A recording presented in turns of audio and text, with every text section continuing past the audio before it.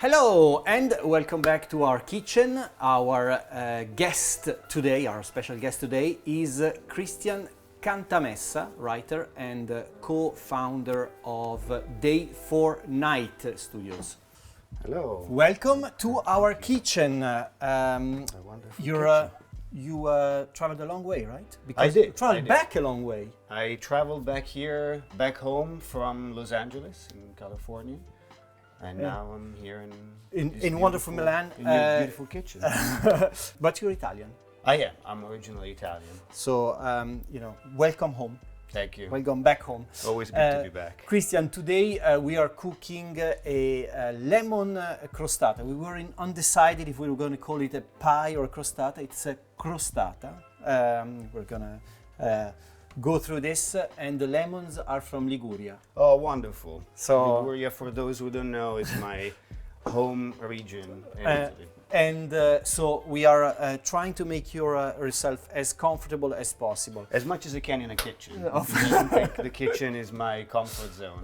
It's okay, it's okay. We are here to just enjoy just a chat, really. A chat about and about your career, but also I wanted to start where you are now, because you're in a completely new phase of your career, right? So, Yes. Before we get to that, I'm going to leave the lemons to you.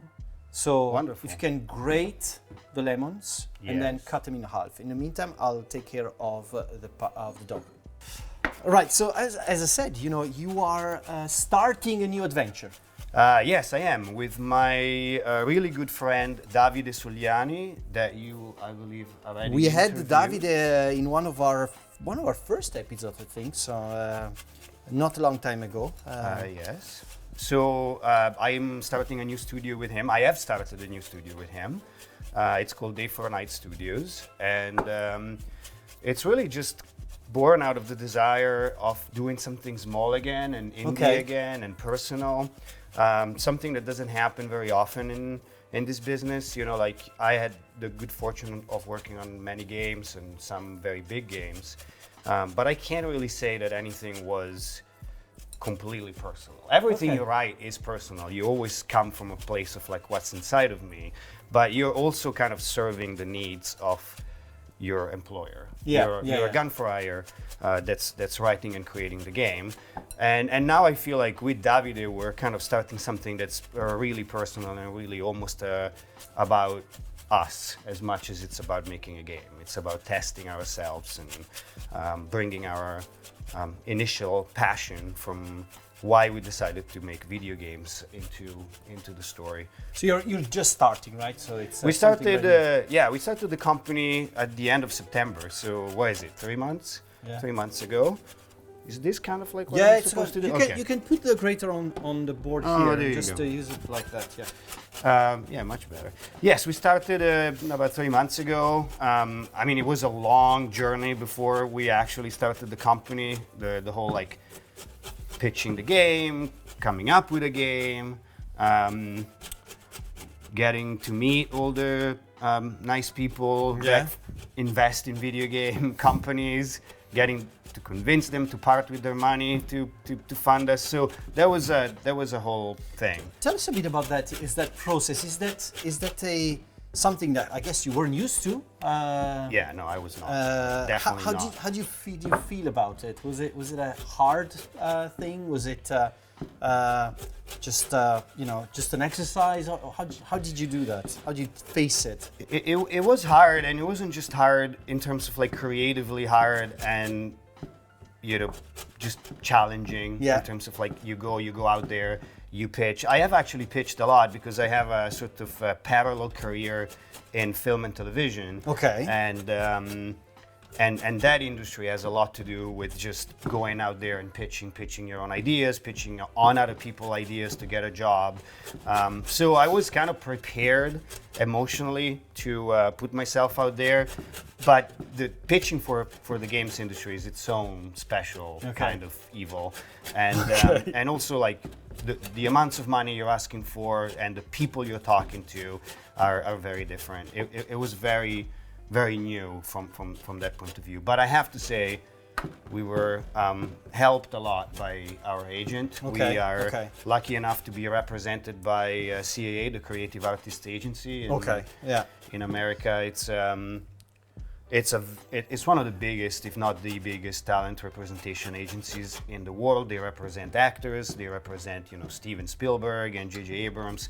So they have a video games division, and I've been a client there for a while. And our agent is absolutely fantastic.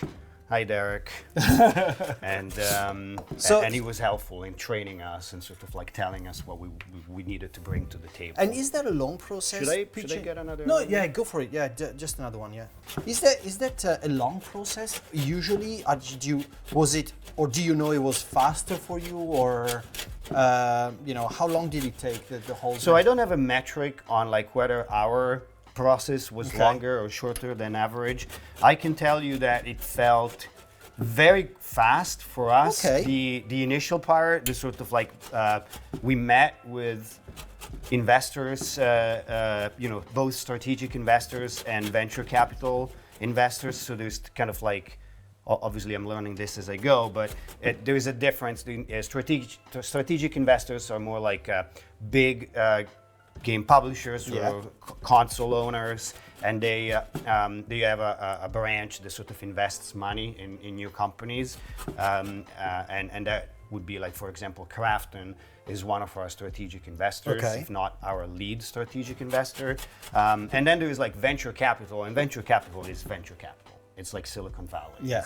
It's money that wants to come in to invest so that they can then exit. Usually the funds have a 10-year ramp, and then they sort of exit. And you present different things to the no, both, or is it the same thing? The same stuff. And so we kind of set something like 25 meetings over the course of a few days.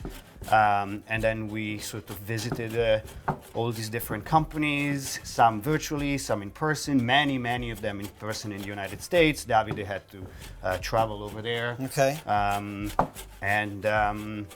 And we gave our pitch, the Dog and Pony Show, where you go and you plug your computer to a TV, and then we had a double act. We were sort of like tag teaming, story game, and you tried to dazzle them and get them to part way with some of their money.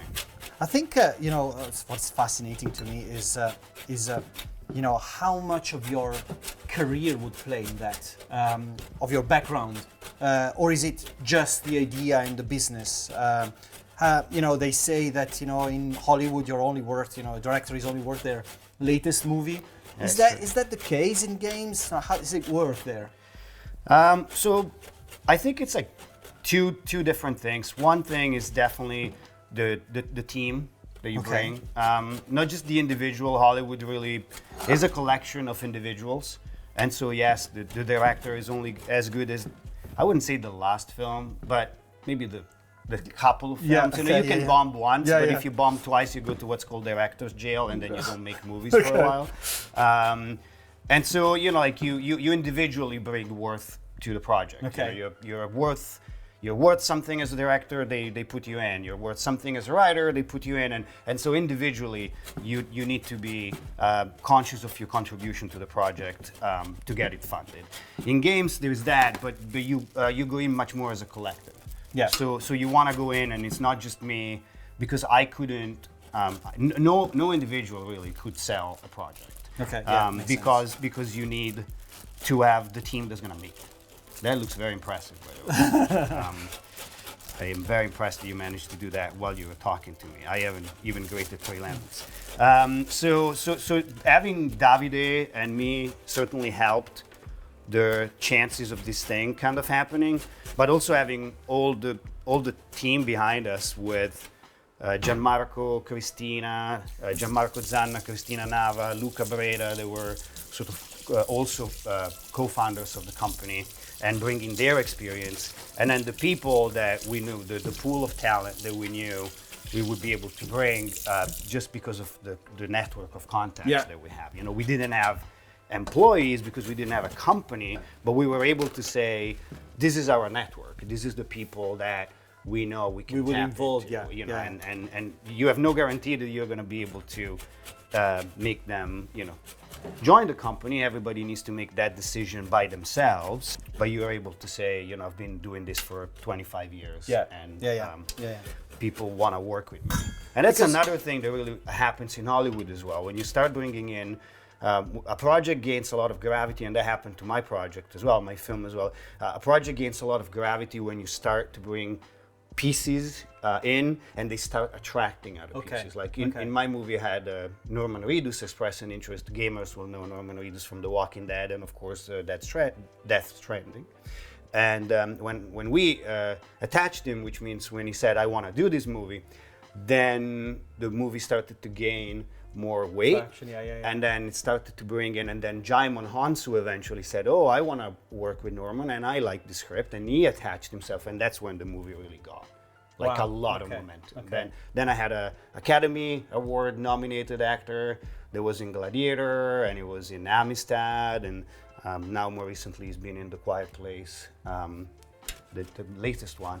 So I kind of had him, and I had Norman, and the movie just started going very fast. It's kind of the same in games. You know, once you bring the team together, then these investors are like, oh, this can happen. And then to answer your question very long-windedly, and then there is the game. You know, you have to pitch a game. You can't just say, and we're going to do something, give us some money.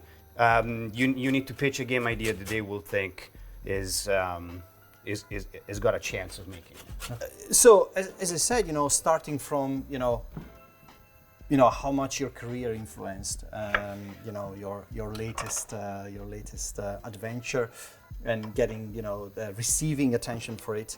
I guess it's time to look at a bit of, you know, your career and everything you've achieved. We cannot cover everything because you've done quite a lot. And some of it is not that interesting. Well, tell us about what's not interesting. No, I'm joking. I will not. What is it that, if you were to sort of give a very quick overview of the stuff that you're most proud of that you worked on, where would you start from? Oh gosh. Well, I'm going to start by getting the lemon squeezing apparatus here. Well, on the one hand, I've been really, I mean, I don't want to downplay this. I've been very lucky in my career. Sometimes you have to be at the right place at the right time, and that has happened to me a couple of times. And so I don't want to use the word proud. It's hard for me to be proud of anything, because every time I look at something like Red Dead, for example, I'm thinking, oh, but I could have done that. You know, like you always, I don't know, there's a saying that it's like, great art is never finished, is always abandoned. I don't know if you've heard of that. And I don't think I'm making great art, but I do feel like things eventually are abandoned even after a long time. You know, Red Dead took about 5 years to, you feel at some point you want to abandon it. But you feel, that's because you feel bored, or you feel because you're bored? No, you feel like you're dying inside. But so proud is not what I would say defines the way I look at these things. It's more like I feel lucky and grateful. And I learned a lot, and I just immediately would just want to take that into the next thing I'm doing.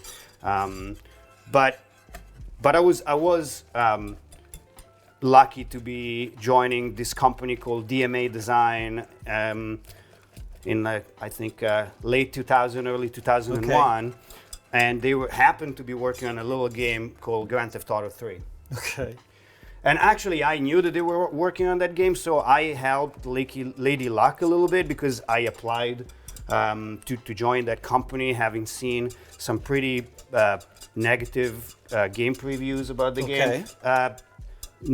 People will not remember this, or maybe it will. It's a long time ago, but not everybody was saying, "Oh, GTA 3 is going to be a great game."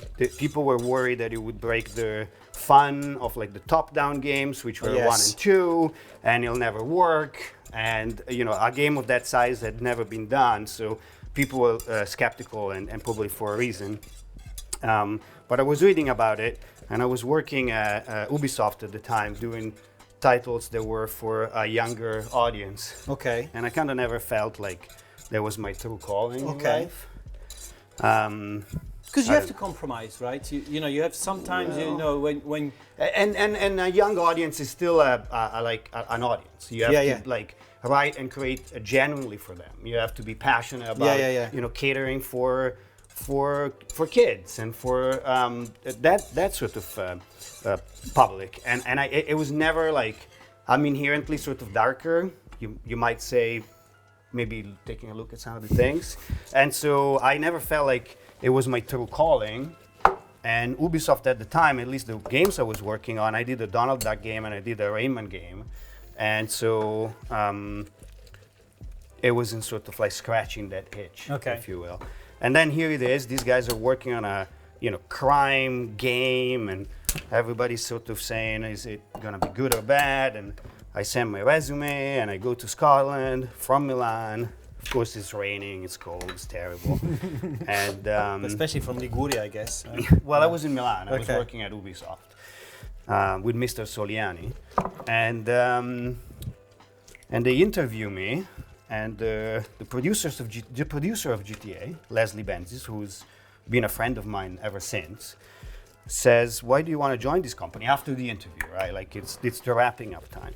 Says, "Why do you want to work for this company? And is it okay to kind of use some language?" No, go for it. Yeah. I'm not going to be overly vulgar, but I sort of said, because you guys have the balls to make this game, and I don't think any other company does. And he says, "You're hired." I was like hired in the room, as they say. Wow. So then I moved to Scotland, and I work on GTA 3 for 6 months. I voice some of the mafia. Of course, I have to. I have to voice some of the mafia characters. And then they liked enough what I was doing, because then they made me the lead designer and writer of a fun little game called Manhunt. Wow, yeah. Fun little game that was banned in 3 countries. And it's illegal to possess in Australia and New Zealand. So they could arrest me if they found that I have a copy of that. So you finally found something that was scratching that itch, That scratched it pretty hard. I think I went over, you know, the pendulum swung all the way. I went from like Donald Duck to like, let's murder people with a plastic bag. That's not bad. I'm there and I'm working on Manhunt, and so I am grateful and I am proud of that game, and I am proud of having joined that company. Does this look? It's okay. Yeah, if you can do the other one, we can. Of course. Though proud is not what I would use. I would say I'm grateful. And then after that, I worked on GTA San Andreas, and then after that, I was shipped over to the United States. And of course, these are huge games, right? We're involving a lot of people. Right? Well, Manhunt wasn't size-wise wasn't huge. I think it was a team of about 25 to 30 people. I don't remember. It wasn't huge, which was really nice, because I was able to kind of just really sit down and GTA 3 wasn't a huge team either, but it was more than the Manhunt team. Yeah. It was like, I don't know. I don't remember how many. It's a long time ago. I apologize. I know, but it was a smaller team than it is now. Yeah. That's for sure. And how do you fit? I mean, you said you're doing this new adventure because you want something personal, but I guess that on one hand you're doing something less personal, but on the other one you're kind of doing something that's huge, right? And with a lot of visibility, right? It's great for a CV, but it's also great, for your. Well, but you grow through your careers, right? Okay. Through your career. So you start and you're doing something super indie, like when I started in the games business.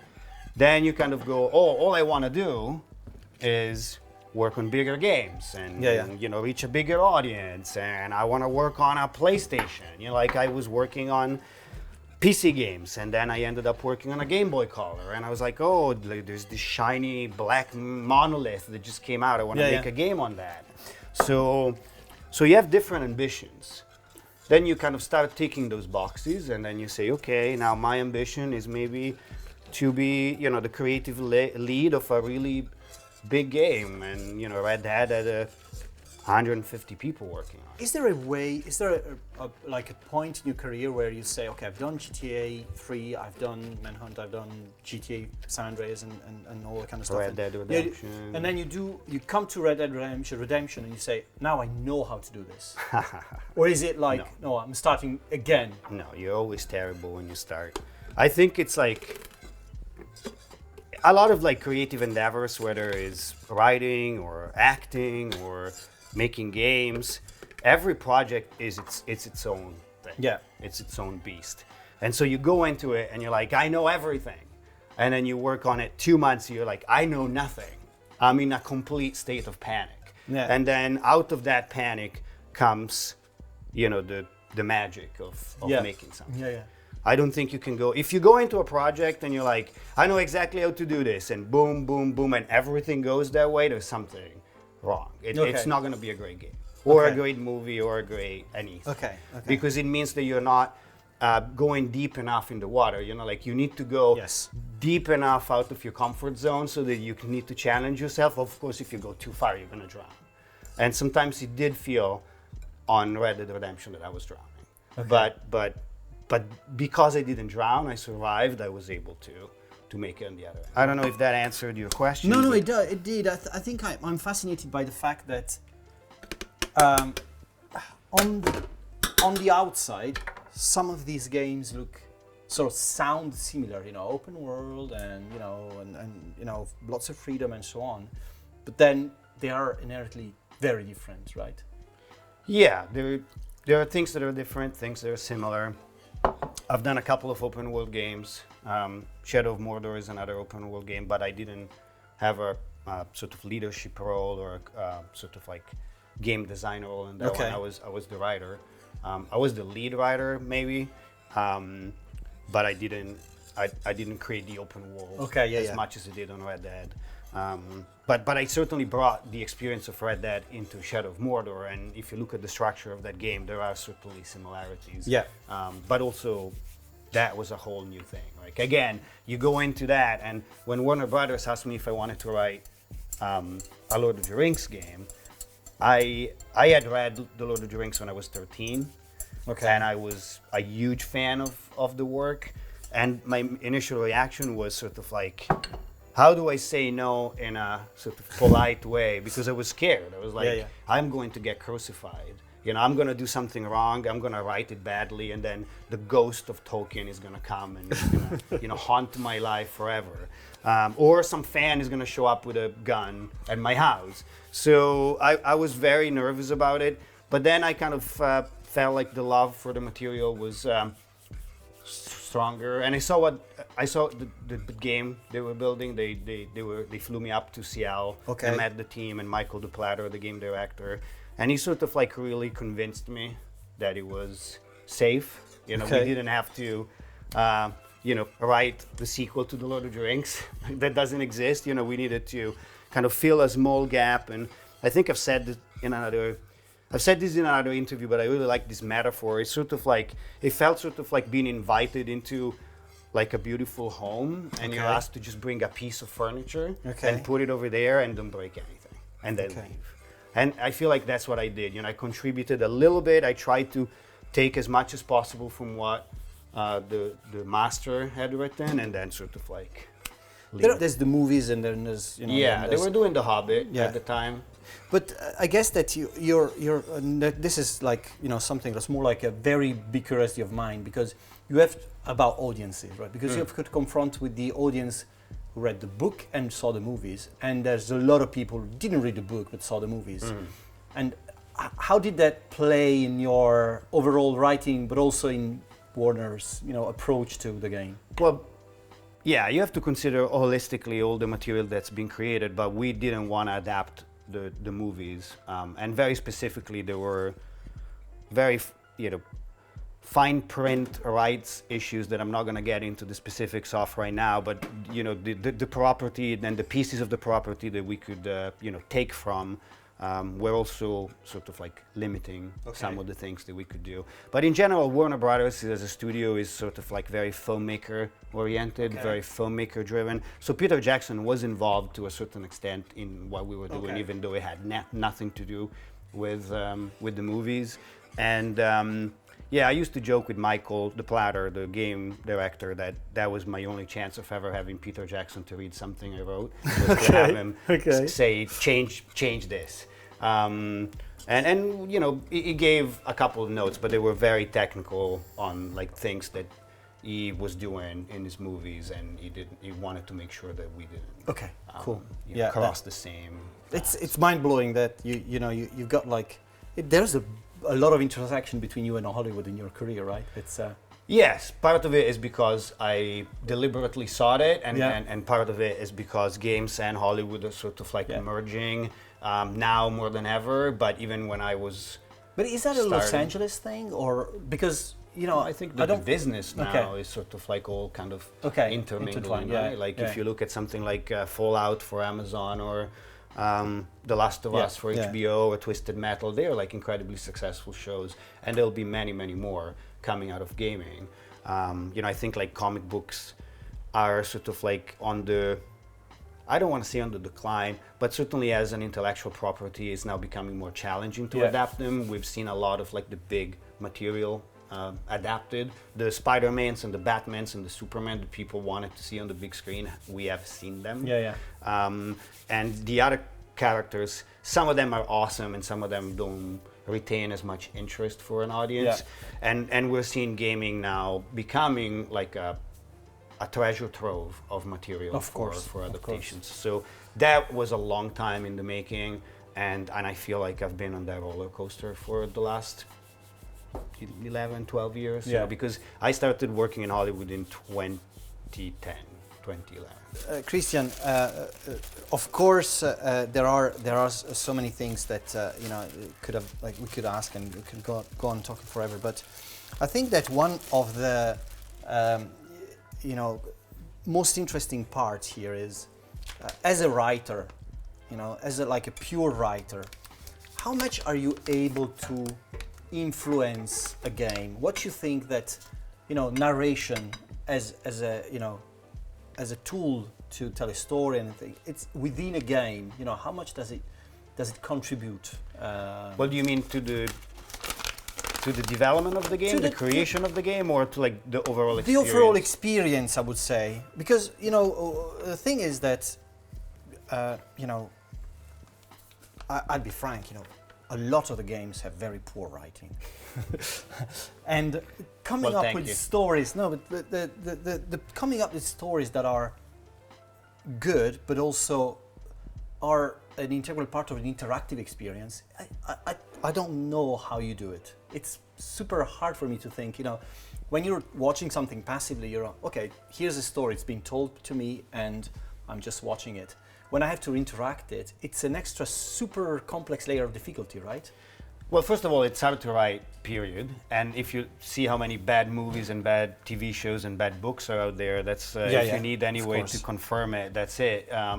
And really, the difficulty is inherent on telling a good story. It doesn't matter if you're doing it in a game or in a TV show or in a movie.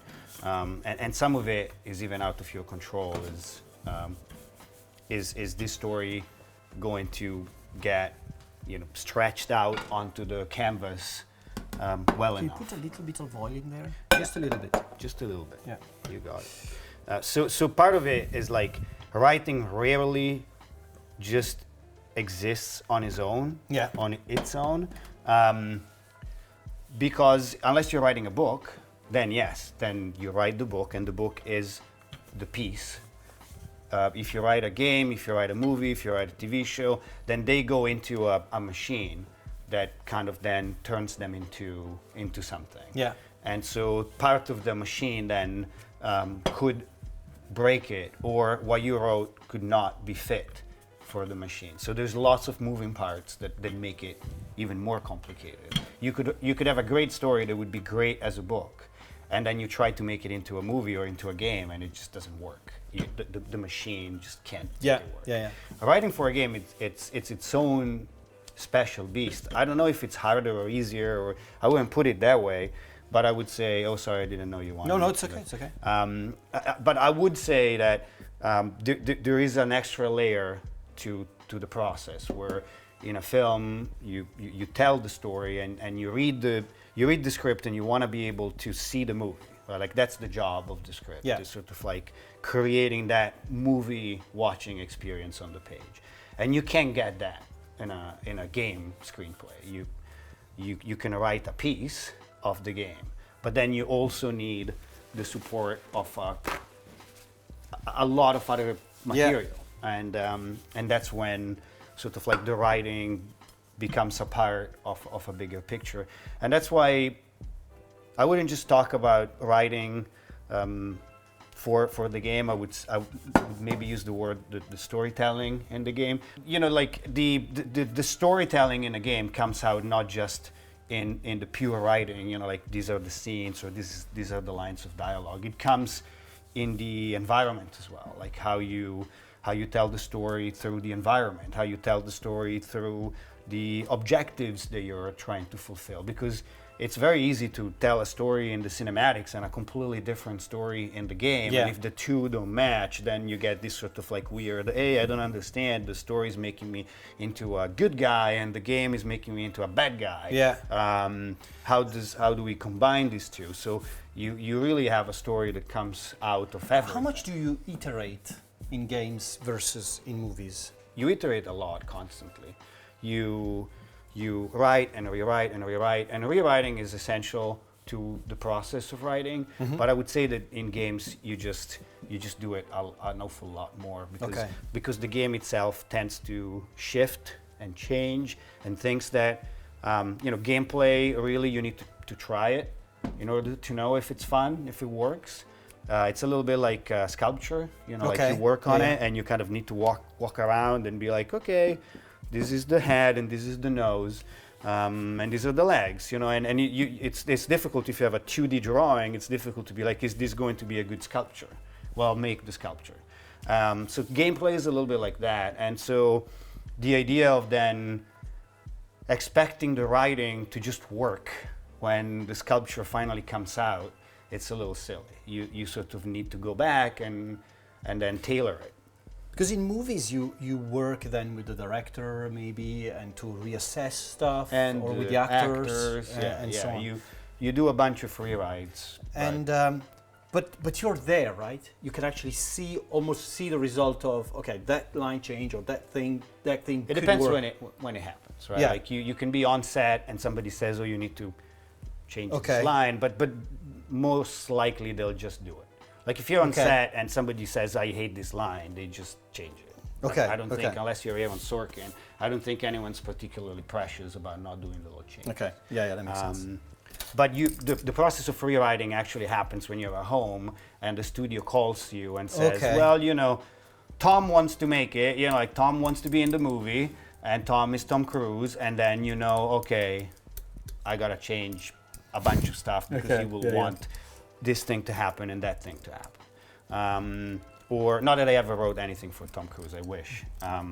Or you sell the movie and then you sell the movie to a particular studio or production company and they say, well, we really love this, but we want to make it for less money. And then you need to go in there and be like, okay, I guess I'm not going to have the carrot chase, or I guess I'm not going to have the spaceship over here. So you do a lot of that. A lot of the rewriting in a film is, first you rewrite it about 10 times until it reads nice, and then you rewrite it a few more times to make it filmable. Okay. And then you hand it off and somebody else will make it. So we're going to put this in the oven for about 25 minutes.